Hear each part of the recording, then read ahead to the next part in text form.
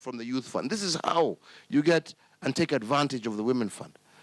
Because one of the things that is most disappointing, for example, to me, is the fact that over 3 years ago, as a government, we came out with a policy which we thought would be very instrumental in helping our women, our young people, our disabled, in gaining an advantage when we declared the 30% procurement of government.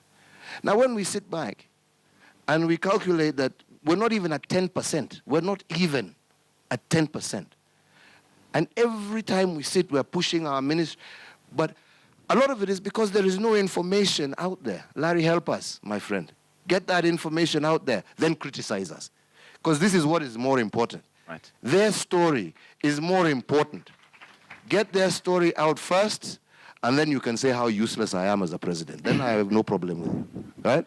I don't mind that, yeah? But get their story out first, because that is what's going to help us achieve the objectives that we need, create jobs, create sustainability, and create opportunity and hope for our young people.